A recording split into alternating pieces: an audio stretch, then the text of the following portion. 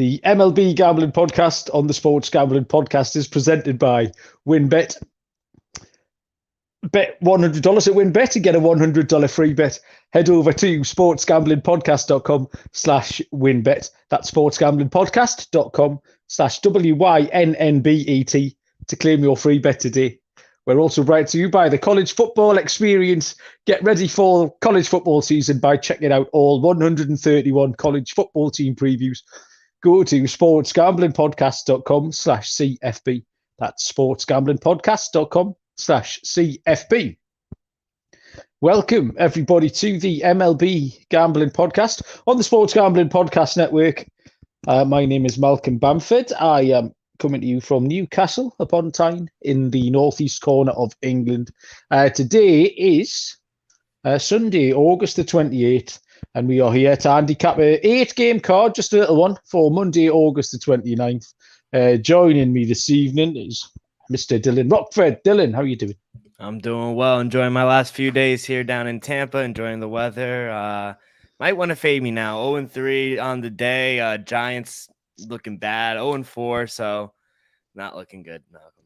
Yeah, a little bit of a struggle for you, mate. It's one of those things that I always, because of how I put my picks into tally site, I was just explaining to you that I tend to see my week goes from Monday to Sunday, right? Instead of doing it on a rolling, like you boys seem to, you're hot and cold over one or two nights. So I had a really bad night on Monday, so I've been trying to catch up ever since. But I don't know why I don't just don't write Monday off as a bad job and then come back on Tuesday. But I was still, took me till Wednesday or Thursday to get back to sort of 48, 49%.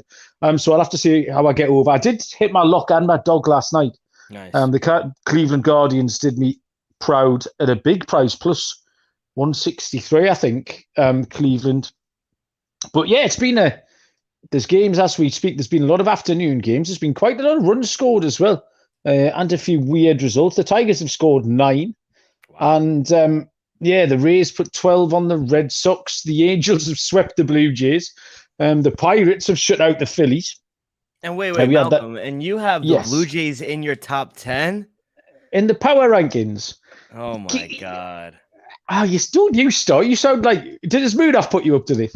No, I read the conversation before we went live, and I love it how you go, well, I can't argue with that. I can't argue with that right now. He is right. No, once again, that in isolation, he made a very good point, and I couldn't argue with him. But again, I'm just looking at their overall record of what? The record is 540. They've got a winning percent of 540, which is way above the Twins. He said if you've got no AL Central teams in there, and I haven't. The Blues have got a better record than any of the AL Central teams. Minnesota are 4-6 in the last 10, where Toronto were 7-3 before today when I did those power rankings. I mean, who else are you going to put in there? There was no options. You're looking at, I managed to squeeze Baltimore in for the first time in at number 10. Yeah, I know, but the teams who were playing well recently, I mean, you can't put Texas in there. So, yeah, I'll stick to my guns there. Do you have Seattle higher than them? Seattle were up there, yep. Okay. What Dylan, if you don't know what Dylan's talking about, is the MLB Gambling Podcast Power Rankings, which you stick out on Twitter, and Reddit normally gets a good reception over on Reddit once a week. So, and it's been the source of a lot of conversation on those platforms. Johnny gets involved, and we give each other as much stick as everybody else. Yeah, I had Seattle in at 1, 2, 3, 4, 5, 6th. Seattle in at 6th this week, Dylan. So is that all right? I think that's good right there, Seattle. I'm looking at yours right now. I don't want to spoil anything, but I agree with the public. You got to put one AL Central team in. They got to put the Guardians. They're leading the division right now. I don't know about the Twins. They're playing good ball right now, but that's about it. You got to put one of them in, you know? Yeah, well, when I was asked the question, I did say the Guardians were 11th. So, okay. And also, it's good for the debate, isn't it, Dylan, to keep it. Yeah. You know me, I'm not. I like to try and rattle a few cages, and when everyone's zigging, I will zag. That's just my thing. This is the first time we've recorded since I repeatedly took the New York Yankees to be behind on the first 5 to the Oakland A's on sort of Wednesday and Thursday night, and ever since, and then tonight, of course, because we don't record last night, the Athletics are currently 2-0 up, I think, in the top of the fourth against the Yankees. So yeah, sorry, 4-0 top four. So I did say at one point this series the A's would get their nose in front, and we're probably a decent price to do those. So yeah, loads of stuff going on. The finishing line's round the corner now. It's not long till we enter September, and the playoffs are coming. The Mets this week, this Rocky series hasn't been as straightforward as it really should have been. Even the games they've won, they kind of fell over the finish line, and then they've lost 1-0 tonight. So what you got to tell me about the Mets? Yeah, so the Mets, they're barely getting by against a Rocky team that they should. If you're favored by 400 with DeGrom, Scherzer 300, even with Bassett, they closed out at like a 300 price. So they should be blowing this team out, and they're just not hitting. I know they just activated Eduardo Escobar back from the IL, so it's good to get him back. But these bats got to come alive. And like you said, they're winning, but they're winning by the skin of their teeth. They're not going to be able to compete against ball clubs that could put runs on the board. So they got to wake up their bats, and we got about 30 games left. We got a whole month left. Yeah, Scherzer held them scoreless for over 6 innings tonight through 11 strikeouts, I think it was. And the Mets couldn't do anything for him. It had shades of that run of games when DeGrom had to get his own RBI, so they never won. So, like we said, just 8 games tomorrow, so quite a short card. And we will start with, there's no day games, 6:40 p.m. Eastern is the first game of the day, and it is the St. Louis Cardinals at the Cincinnati Reds, where Miles Mikolas will go for St. Louis. For the Cincinnati Reds, I believe it's Chase Anderson. A bit of a blast from the past. I thought I'd clicked on a cached page from 18 months ago when I saw his name up there. But Chase Anderson will go on debut for the Cincinnati Reds. St. Louis are -205, Cincinnati +175. Total here is set at 9.5. How's your up-to-date knowledge on Chase Anderson, Dylan? Nothing to extent. I know this is only he's making his first start of the season, but he was up at the majors last year, I remember, to be honest. So he was really up and down. He's not kind of a guy I want to back, especially against one of the best hitting teams. So Mikolas, he's 1-1 against that's who I have going for the Cardinals. That's right, yeah. He's 1-1 against the Reds this year. He did lose the game that was on the road, but I think this could be a revenge spot for him and the Cardinals, because most part of the Cardinals have owned the Reds this season for the most part. So I think the Cardinals, they're a hotter team right now. They're a much better team than the Reds. So they need to win this game, and I think they do. So give me the run line here. Cardinals -1.5. Yeah, it was quite hard to handicap, really, with Chase Anderson. I think he was released by the Phillies last year. That was kind of the last involvement I've seen. So he's obviously been on the books at the Reds and been thrown down in AAA. And the Reds have been going along not too bad as well. They've been relatively competitive in games. They've been scoring a few more runs than they had been. I think I had Kyle Farmer to hit a bomb last night, which he did before I went to bed. So they've been going okay. I think this can go over, because I do expect St. Louis to be able to put maybe half a dozen runs up at least. In which case you want Cincinnati to contribute a few. So it was tight. I found tonight's card, Dylan, really hard to handicap.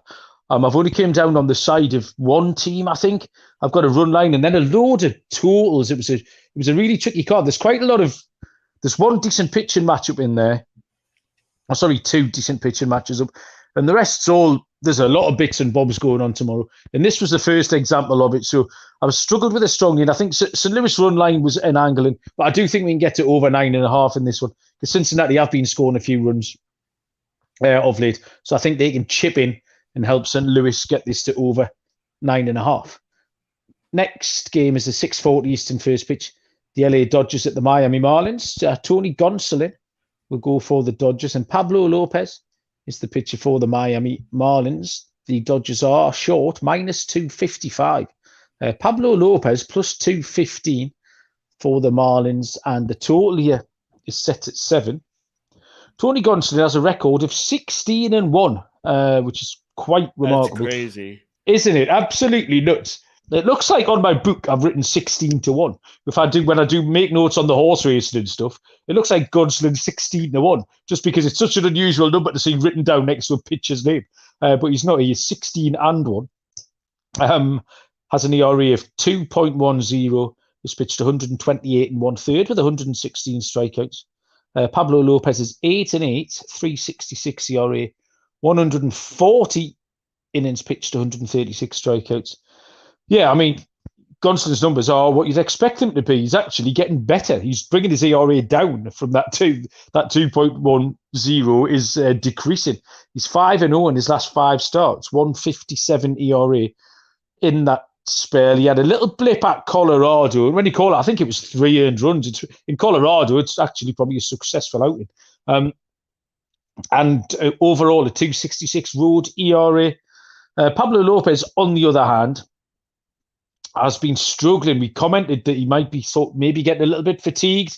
I think his last turn through the rotation, I can't remember who I was on the pod with, but we said we wouldn't have been surprised if a little spell on the IL turned up for Pablo Lopez. He did bounce back last time out, but it was against Oakland, and I think I could throw 6 scoreless against Oakland. So you've got a decision to make with Pablo Lopez, whether or not that bounce back was genuine and he can do it against a good team, which he's more than capable of, or was it just because it was Oakland? So that's the tricky thing here. The Dodgers, until tonight, until quite late tonight, the Marlins had kept them relatively quiet in the series. They hadn't scored a gazillion runs. I think they beat them 8-1 tonight, and they scored quite a lot of runs in the 9th inning there. I've got the under down on this one. Again, not a strong lean. What I'm doing is I'm picking Lopez to be able to get back to what he has been. I'm going to give Lopez one more life. The Marlins aren't going to score many runs. They don't score many anyway. They certainly won't score many off Gunston. So the Dodgers will have to do all the heavy lifting here. And I think Lopez can hold it together enough for this to stay under 7, Dylan. Yeah, I know the under's low at 7, but I think it's for good reason. I'm going to go under as well. I got it at -105. 2 good pitchers in Gonsolin and Lopez. Gonsolin, like you mentioned, undefeated on the road. He's only allowed 19 runs in 64 innings. In his last 3 away games, he's only allowed 4 runs in 18 innings. I know Lopez, he hasn't been the best last month, but after the Marlins won that, after they win the game, their next game, 56.9%, basically 57%, the next game are towards the under. So I think regression might come for the Fish. As for the Dodgers, when they're on the road, they're a dead under team on the road. 25, 34, and 5, 58% towards the under. So I think we see another low scoring game. Give me the under 7. I heard a great stat today. 2 teams that aren't on the card, actually, the Braves and the Mets, haven't lost on the same day since the All-Star break. Wow. They've 1 wins. I think that if the Braves lose, the Mets are 11-0. If the Mets lose, the Braves are 10-0. They just keep getting into each other. It's clutch. It's clutch performance. It's probably coincidence, but there's a little bit of monster mentality about that. Mm-hmm. And they keep picking up those wins. The lines we're giving you tonight are from our headline sponsor at the WinBet. You can get your $100 bonus at the WinBet. Bet 100, get 100.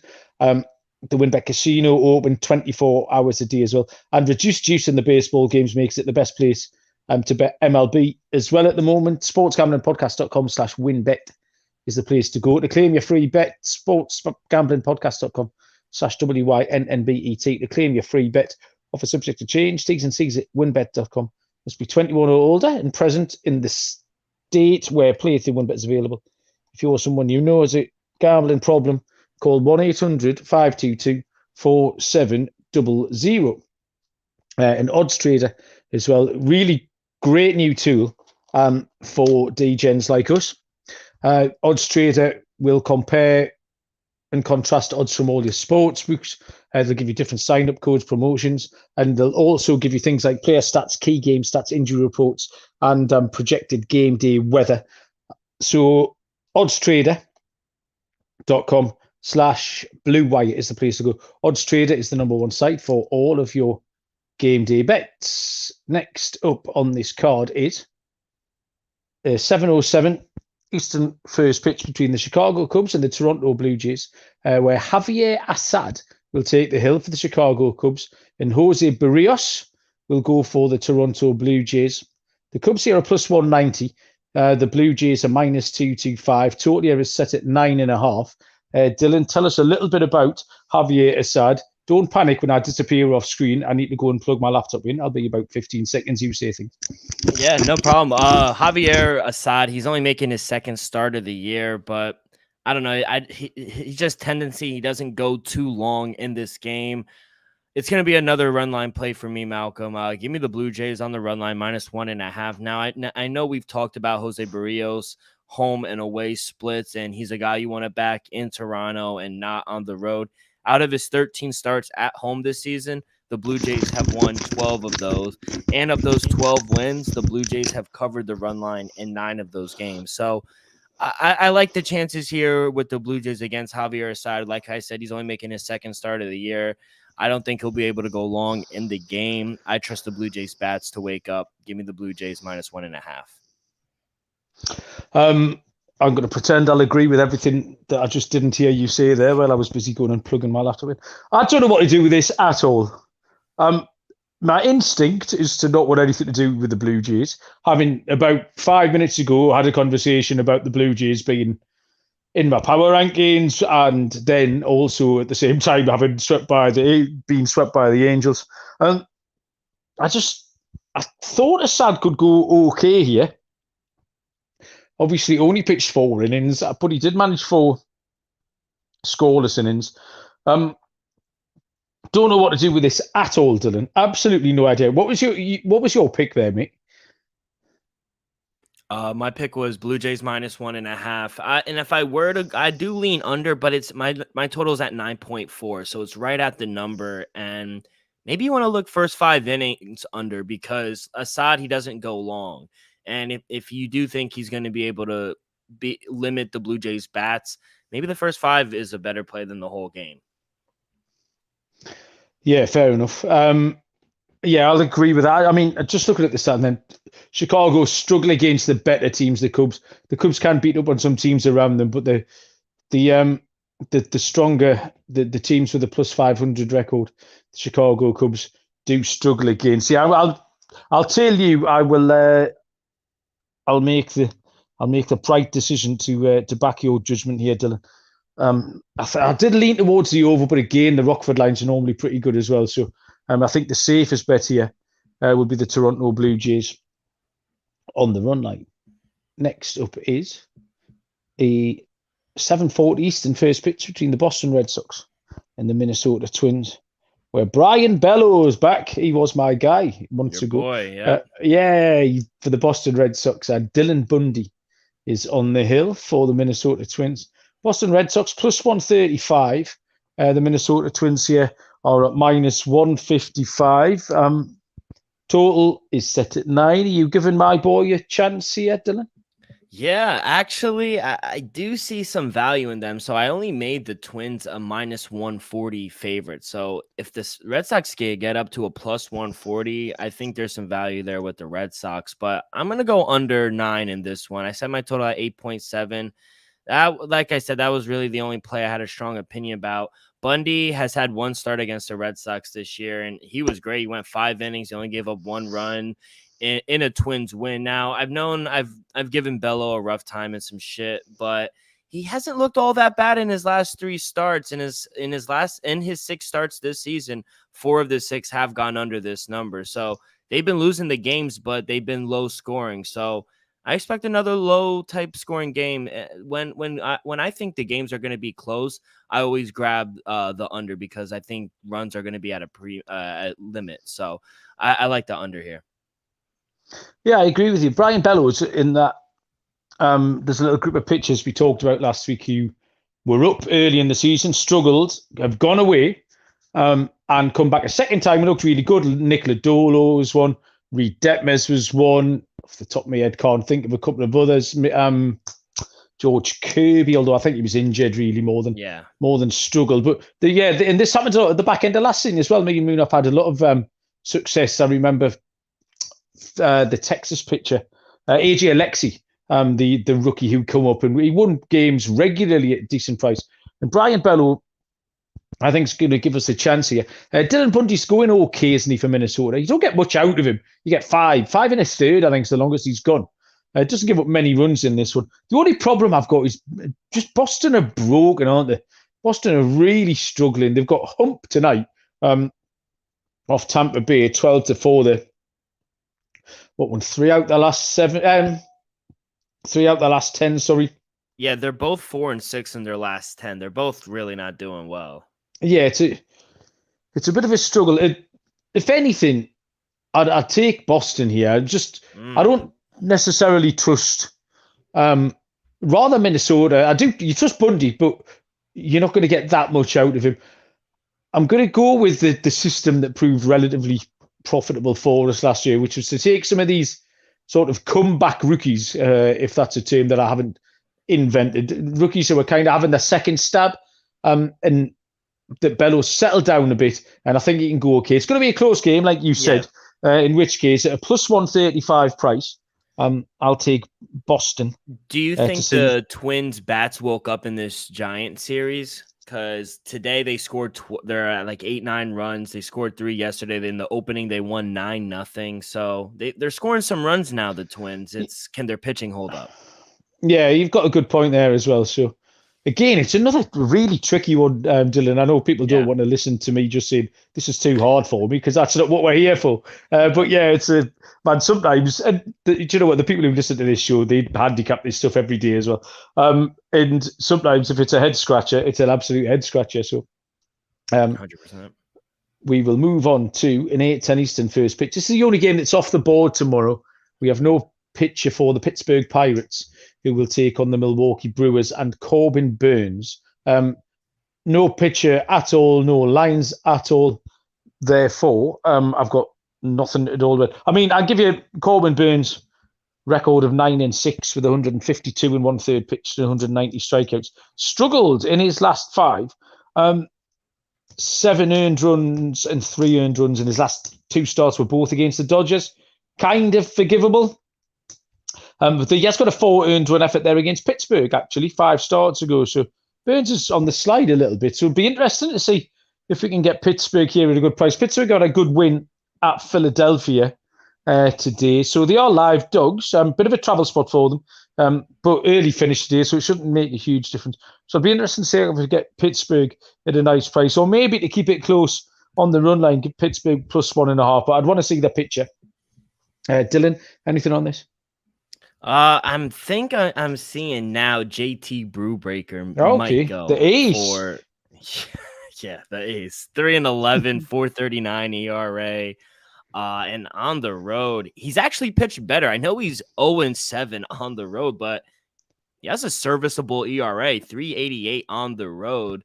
And batters are only hitting 250 off of him. So it's better than at home. He's 3-4 at home with a 5.07 ERA, and batters are hitting 280 off of him. He's faced Milwaukee. He's 1-2 against Milwaukee with a 5 ERA. He's given up, where is it? He's given up 9 runs in 16 innings. The Brewers are only hitting 225 off of him. So maybe depending on the number, maybe we look at an under game. If we get an under 8, I like that, because I think Corbin Burns could definitely limit the Pirates' bats. And Brewbreaker, he seems like he's been serviceable on the road.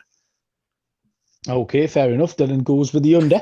9:38 Eastern first pitch. The New York Yankees at the LA Angels. Frankie Montas is on the bump for the Yankees. And Jose Suarez, left-handed pitcher, goes for the LA Angels. The lines are the Yankees minus 175. LA Angels are the home puppy plus 150. Total area is set at 8. Frankie Montas is 4-10 on the season, 124 and 1/3. Pitched 123 punches. Suarez 4-6, 4.19 ERA, 73 innings, 71 strikeouts. Montas was better last time against the Mets. He had a good start. He was well overdue a good start. He had 6.57 ERA over his last 5 starts. 5.82 road ERA on the season. So it's not necessarily a case of him not having settled down in a Yankee uniform, because before that at Oakland he was struggling on the road as well. Suarez has been steady. I actually picked him up and started him in a couple of fantasy leagues last week, trying to steal some wins and ratios. 193 ERA in his last 5, but he has given up 3 earned runs in both of his last 2 starts, and I think that's what he is. That looks like the picture. I think he'd overperformed ever so slightly before that. So 5, 6 innings, 3 earned runs is exactly what you're going to get out of Suarez. I think that as bad as the Angels have been, they have just swept the Blue Jays, as we said. They can score a few runs, so Suarez is going to give up a few. The Angels can get a few off Montas. Pass it over to that Angels bullpen, which is struggling. I think they've lost Ryan Tepera. Now, the fact that you're saying Ryan Tepera is going to be a loss tells you how bad they are in the first place.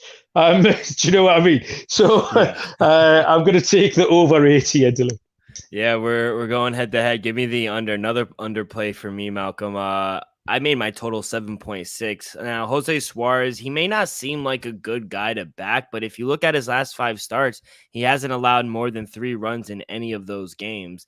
Now, Frankie Montas has been hot and cold since coming to the Yankees, but he did face the Angels twice while pitching with the A's. Both those games went under the number, and he's only given up 2 runs combined. So the Yankees, they've been in a lot of low-scoring games this past week. 4 of the 5 games have gone under this number. They went under today. So another spot where I think runs will be at a minimum. So give me the under 8. Okay, so we take the opposite sides again. Absolutely no help to anyone there, Dylan. We gave out a winner, though. One of them. Yeah, very good. Yes, it's up to the listeners. Little puzzle. Put it together yourself, people. Run Your Pool. I was on Run Your Pool today. I had my first look at the NFL Week 1 slate to see if I could make my survivor picks. And I couldn't, is the answer. I came away no wiser than when I entered. But Run Your Pool is the place I was looking at them. It's the home of competition. They offer every different type of game: pick'em, survivors, fantasy pools. It is a one-stop shop. So with the NFL season right around the corner, get involved over there. The SGPN NFL Survivor Contest, $500 cash and $250 gift certificate to the winner. It's free to play, so sign up to that at play.runyourpool.sgpn. That's play.runyourpool.sgpn. Next up, 9:40 Eastern first pitches, the Philadelphia Phillies and the Arizona Diamondbacks. Ranger Suarez, left-handed pitcher for Philly, and another lefty, Madison Bumgarner, will take the ball for Arizona. Phillies are minus 180, Arizona plus 155. Total here is set at 9, Dylan. Ranger Suarez been going well. Yeah, absolutely. But I just drew a whole brain fart because I capped this as Zach Gallen. Okay. And now Madison Bumgarner is going. But I mean, I took the home puppy with the Diamondbacks. I got a plus 155, and I also took the under 9. I feel like that's too many runs, but like I said, I capped this Zach Gallen versus Ranger Suarez, so I guess I'll just give you what I got. Like I said, I set my total at 7.3. I just really like Zach Gallen in this spot, and I know the Phillies, they are playing good baseball right now, but Gallen, he's won 6 of his last 7 home games. He hasn't allowed a single run in his last 4. As for Ranger Suarez, he's been great on the road, 6-1, 2.41 ERA. His last 3 starts on the road, all 3 games have gone under. I think we see a really good pitching matchup, even with Bumgarner going. I think this is a good pitching matchup. No, it's Gallen. I think you're right. Right? Okay, I know I'm not going crazy. So, yeah, give me the under and give me the home puppy. I've just cast my eyes over to the television set where Sky Sports are replaying Alan St. Maximin's magnificent equalising goal for Newcastle today. You need to when you get off here, Dylan, you need to go and see it. Absolute worldie. Sweet right foot volley crashed into the bottom corner. Hence I'm having a little ginger wine here. I got this bottle of ginger wine last night, Dylan, because I thought I would treat myself. I had to do the guillotine draft last night with the DJs, which started at 2 a.m. Captain Insano and all those awful people made me draft at 2 a.m. But I thought this was non-alcoholic. And I poured myself a glass, took one sip, and it's clearly very alcoholic. So I had to pour it back in the bottle because there was no way I would have still been awake at 4 a.m. drafting 19th choice wide receivers if I'd managed to drink my ginger wine. So I poured it back in the bottle, and now I'm drinking it tonight. Celebrating that 1 to 10. Oh, it's beautiful, mate. It's like an angel crying on your tongue, Dylan. Oh, that's nice. It's beautiful. So yeah, I had Mad Bum going here, who's given up a gazillion runs, and I was going to take Philly on the run line. Zach Gallen is a completely different prospect, and Ranger Suarez I've been really pleased with, because there was a point in the season, there was a tipping point where I thought he was going to go a little bit sour, and he hasn't. He regathered himself and has come out firing again. So I absolutely agree with you that Zach Gallen and Ranger Suarez can go under here. The total set at 9. That's way too high as well. I don't know if that 9's still on the Mad Bum handicap, but if you can see a 9 kicking around, I would if you're in the live stream, or I would get that as soon as humanly possible, because that under looks like a gigantic number. Next up is the last game on the card here. The San Diego Padres at the San Francisco Giants. This is a 9:45 Eastern. First pitch, Mike Clevenger for San Diego, and the lefty Carlos Rodon for the Giants. San Diego plus 125. The Giants minus 145. The total here is set at 7. Clevenger is 4-5 on the season. 3.59 ERA. He's pitched 80 and 1/3 with 70 strikeouts. Carlos Rodon is 12-6 at 2.81 ERA. 147 in a third, pitched 189 strikeouts. That's a lot. Clemenger's been inconsistent, but he's settling in. He had a late start of the season. He's up to 80 innings pitched now. And without being spectacular, he's settled down. So he'll have a decent month, and then it'll be looking to get a full season out of Clevenger next year. Rodon's just getting better and better. 144 ERA in his last 5. He's only given up more than 1 earned run once in that span as well. It's going to be a low-scoring game. There's something weird going on with the Padres. I don't know what they're playing at. I don't know where they ended up tonight. They were having a little bit of a fight back, but at one point they were getting spanked by the Kansas. Oh, sorry, they're now getting spanked even more. They're getting beat 12-6 by the Kansas City Royals, who have the bases loaded in the bottom of the 8th, so that could get even worse. But they were 5-1 down after the first inning, and the Kansas City Royals had trotted out Heasley tonight, who, when we handicapped him, was one of the worst starters in the game. The Padres are one of the most head-scratching teams around at the moment. Just looking at their record, I mean, it's 5-5 in the last 10, but they're way behind the LA Dodgers. They just haven't been competitive. I can't quite work out what the Padres have been up to. This looks to me like a good spot for the Giants. It's not a great price, minus 145. I'd be interested to see what your prices were. But it's going to be low scoring, and the Giants can get the better of this one. So minus 145 for me, Dylan.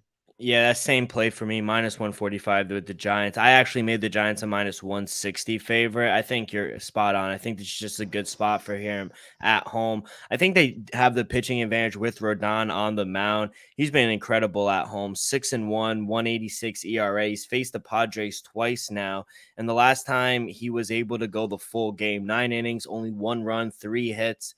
Both games were very low-scoring games. I do lean under as well. I know the Giants are struggling, but coming back home after that long road trip, I think this, like you said, this is just a good spot for them to bounce back. Little chalky at minus 145, but I do like the Giants here. Okay, so that was it. Cheeky little half an hour on an 8-game Monday slate. We'll give you the lock and dog picks in a moment, after I've just tell you about Sleeper and their overall under game. You will be aware of Sleeper and the NFL Fantasy app. I'm sure you use it, as at least 4 million other people do as well. But the overall under game is the first sports contest game built into that fantasy experience. You can win a few quid by picking your players, picking your props. And then if you're right, you can win from 2 to 20 times the money that you put in by being right on those. So to join our listener group on Sleeper, you need to go to sleeper.com/SGP. Sleeper will automatically match your first deposit up to $100. Go to sleeper.com/SGP. You'll get a $100 match on your first deposit. T's and C's apply. See Sleeper's terms of use for details. Okay, Dylan, lock and dog. I am really struggling.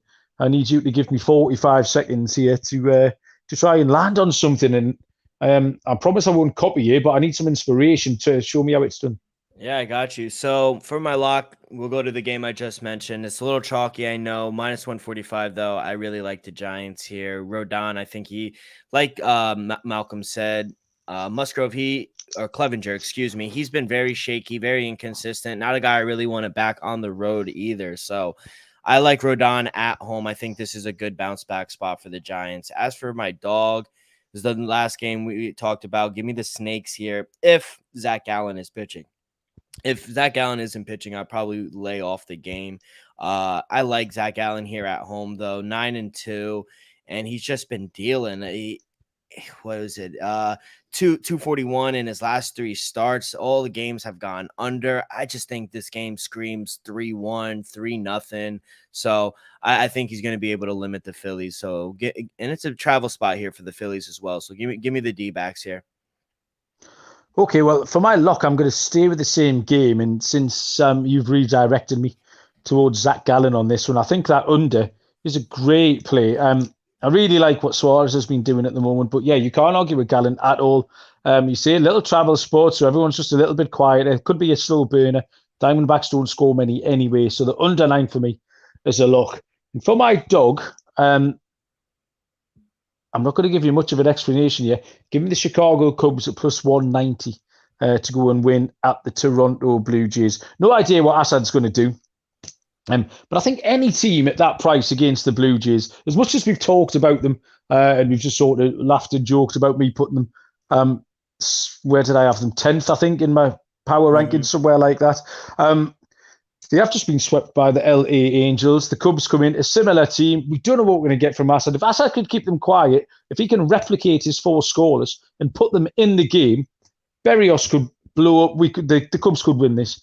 Plus 190 looks like a really fun bet. So maybe have a couple of slices of pizza on that one. And that is it. Thank you, Dylan. That was fun. Short and sweet. Yes, sir.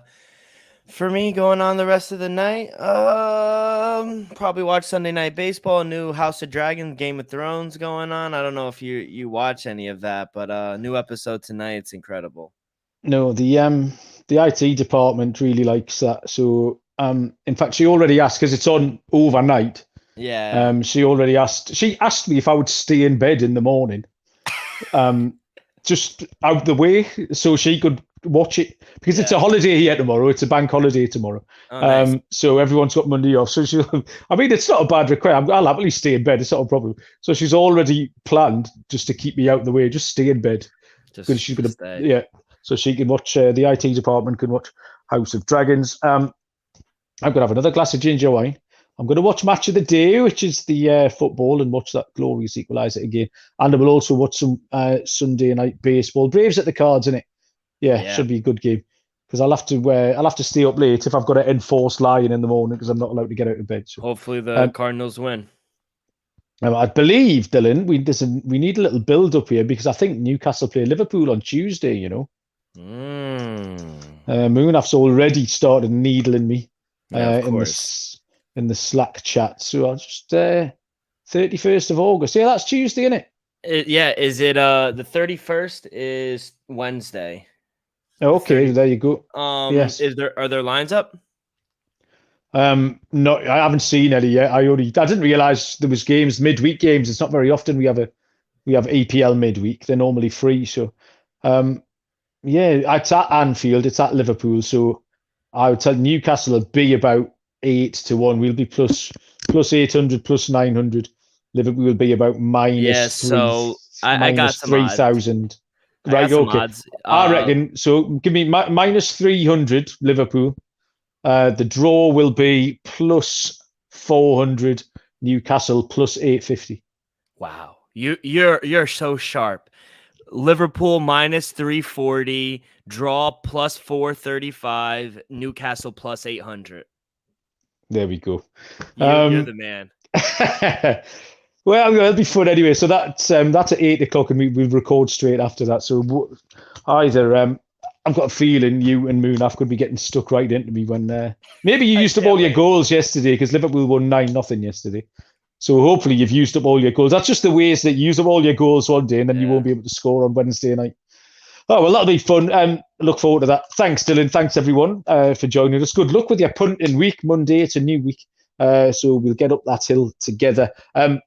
Until then, we will see you down the road. Cheers.